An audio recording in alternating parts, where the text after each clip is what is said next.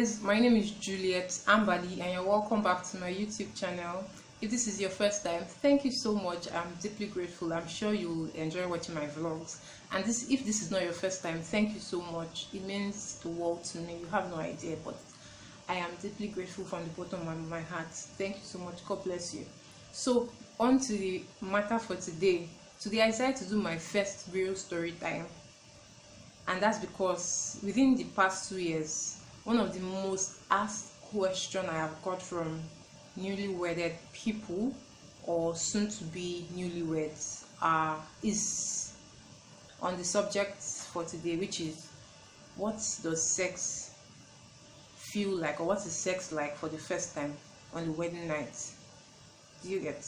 That's one of the most asked or one of the most recurring questions that I've gotten from people within the last 2 years. So I decided to share my personal experience as well as give tips of things that I could have done better or that I did that could be helpful to you as well. So before I go into what happened exactly on that day, I like to make this disclaimer, so to say. I don't think it's a correct notion that everybody has sex the night they get married. Sometimes some people are too tired and they are not able to do it. Sometimes some people even get to travel immediately that day and may not have it on that day.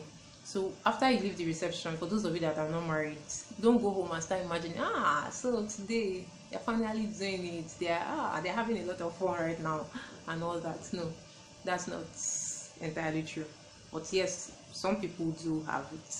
I can't say the statistics of how many against those who do and those who do not. Do you get? But yes, some people do have sex on the wedding night. So for me, let me just start from the beginning. On the wedding day, in the wedding morning, I was anticipating having my dream wedding, having an interesting wedding, hosting people, and just having the wedding. Do you get? And while the wedding was going on, we got to a point we began to look forward to, like that's during the reception, we began to look forward to when everything would end and when we would go home.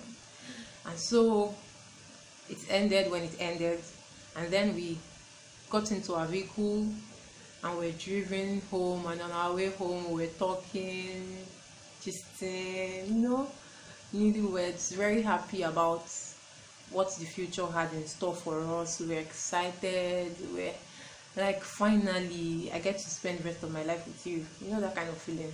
So that was how it felt like. It was just so dreamy and so romantic. My husband says I'm very dreamy and he loves me like that. He loves me for it. So it was all that. It was so beautiful. And then we got home. When we got home, I don't know, I removed my gown immediately, and before I removed my gown, we said the word of prayer together. Yes, we prayed together. We thanked God for everything and for the new starts. And then what happened afterwards? We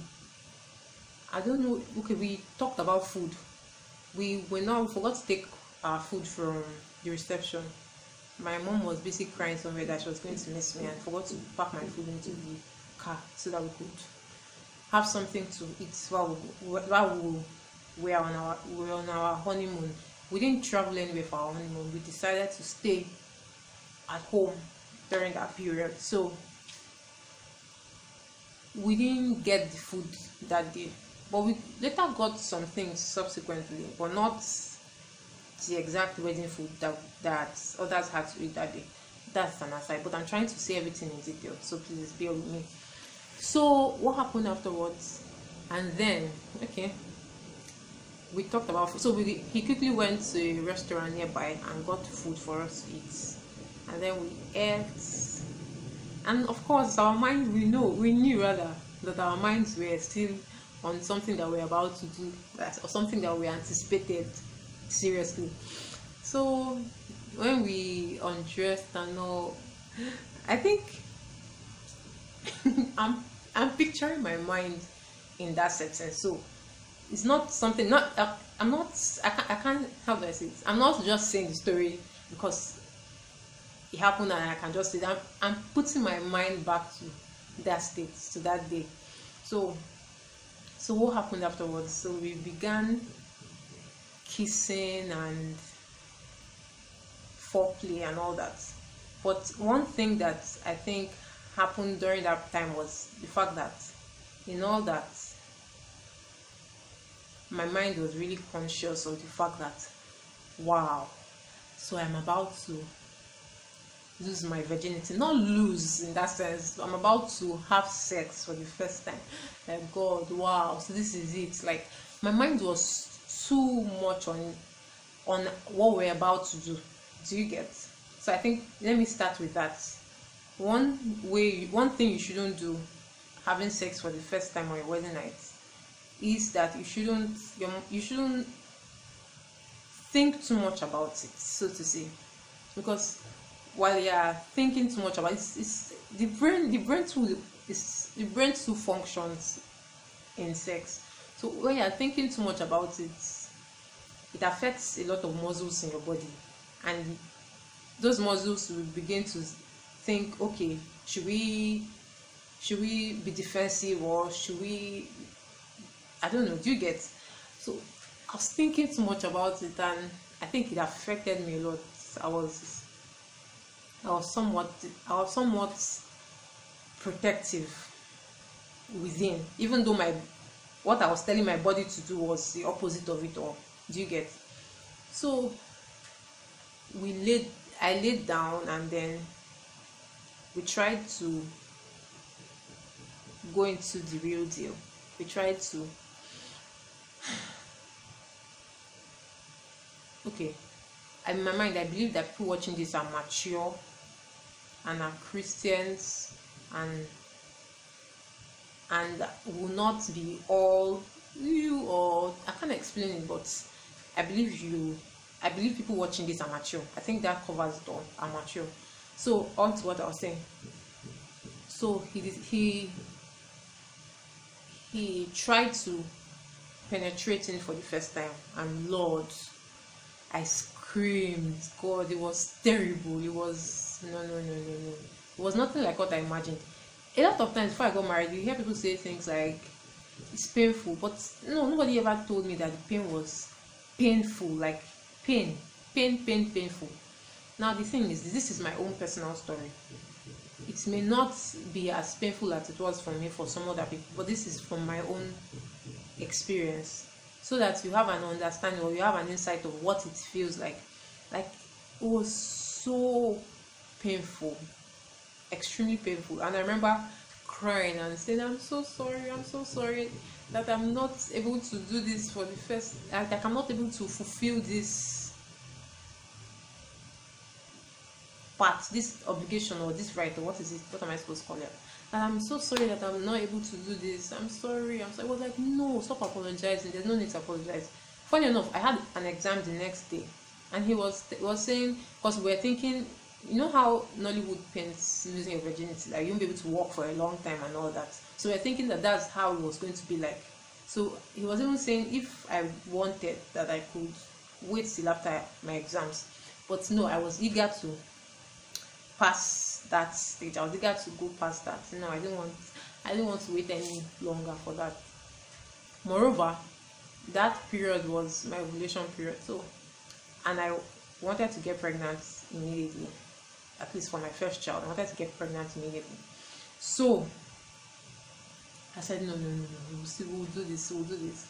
So kept trying. I was like, is this thing that bad?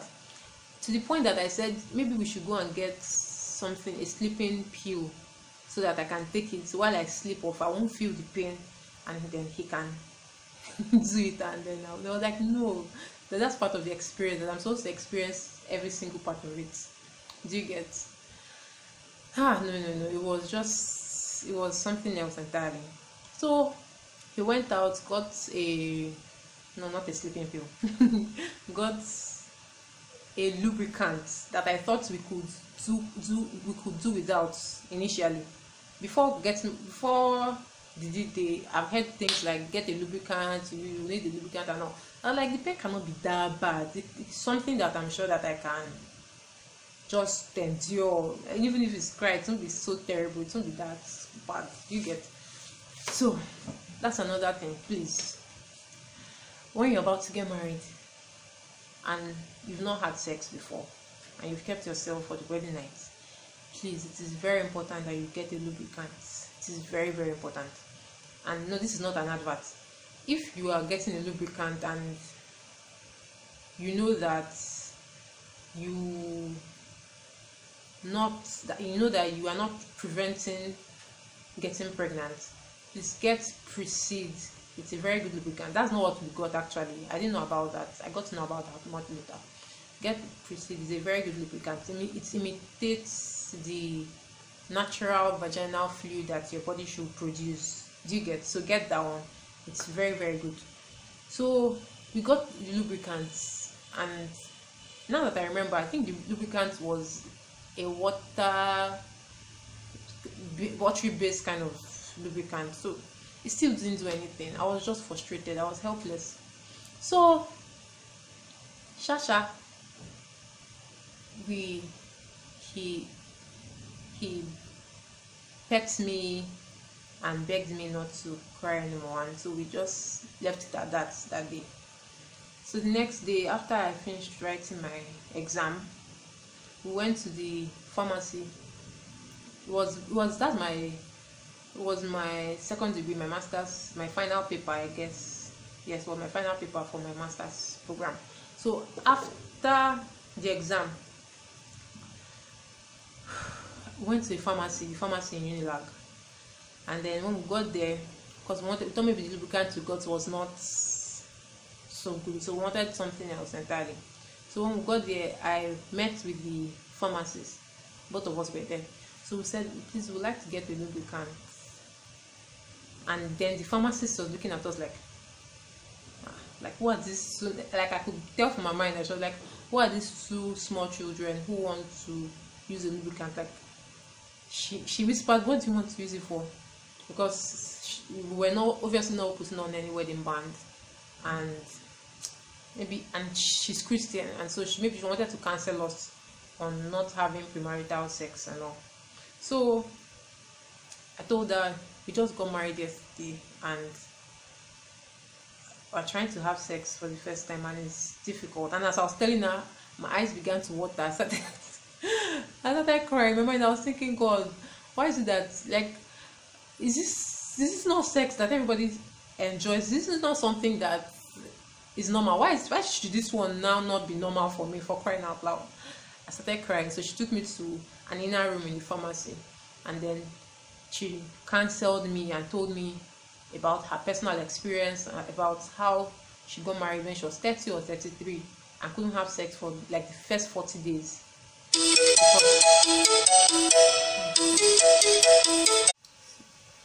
So sorry for that. So she told me about her experience and about how it was difficult for her to have sex for like the first 40 days when she got married, and that the reason why it is difficult is because all the while before getting married, you have always, against all odds, told yourself that you want to keep yourself, and then the muscles in that area tighten up. So when the penis comes closer, it's almost defensive. So it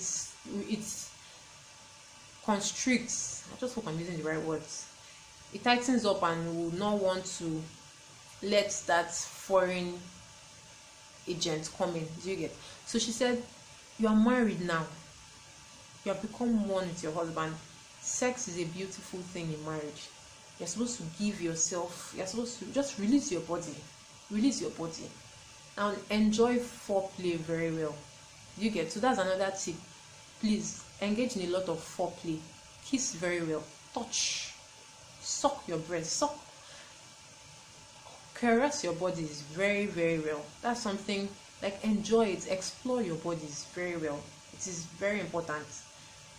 It is extremely important. It is not unchristian to enjoy your bodies. You are married already. Do you get? Now the thing is this, before getting married, I had a lot of knowledge. If having sex was based on the knowledge of what sex is about, in fact, like, I was a guru. Like, I am a guru about it. Like, I knew different positions, how it can be done, like how, but the practical was different. So that's another thing. Sometimes the knowledge you have about some things may not be how the real experience is. Like, experience is very, very important, but for this kind of experience, please leave it till when you want to get married. I'm begging you, till when you get married rather, please leave it till when you are married. I'm begging you from the bottom of my heart, please. It is very, very important. It is very important. Free your mind. Enjoy the confines of that bedroom. Enjoy everything that you have to enjoy that has to do with sex. You get, enjoy foreplay and open yourself up to your husband to be able to enjoy the experience of what sex really is like. So another important thing that I would like to mention is this. Yes, so in Nollywood also, another way they depict someone who has just lost her virginity, or someone who has just been deflowered, is that you see blood trailing down her body and all that, and she limps while walking. Yes, it happens for some people like that. I got a small map of blood, but it was not something, it was not dripping, and I could walk. Not like, let's say a visitor comes in now and I will be limping, or I won't be able to comfortably. I could quickly adjust and walk normally. Do you get? I could walk normally. And so the point I'm trying to bring out here is this: you may not have blood at all, and you may bleed a lot. The hymen is elastic. It stretches. That's what I got to know later. That's what I got to read about later on online. That the hymen stretches. Not like something that just, wow, like it burst, or it's not something. How do I explain it? It stretches, sha. So if you don't see blood, don't wonder what happened. Do you get?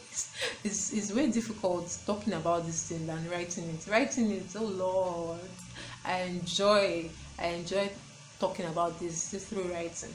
So that's that about that. Let me try to remember another tip will be for you to get yourself in the mood, like start preparing your mind for it. Even right from the morning, when you start getting ready for the wedding, start preparing your mind for it. Even from the things you wear, actually put on a very, very nice lingerie. Don't just wear one old underwear that you had before. It's a wedding day. Look for a very nice lingerie and wear it. Put yourself in the mood for it. Do you get? If it's possible, if you are not going for your honeymoon immediately, or get some things in place. Get some. You can tell your husband to write out a list of. I mean, you can write out a list of things and give your husband to buy them and keep them at home. Buy some candles, buy wine, play romantic music, like just I can't explain it. You see, this I'm putting up this post unedited. This is all the breath and all the pauses. I'm leaving it all like this. It's an experience that you'll never forget. It's something you would always look back on. Something you would always be thankful for. And like that first day, it will not always be like that. It took me quite a very long time to really adjust to having sex after that period. It took me a very long time. And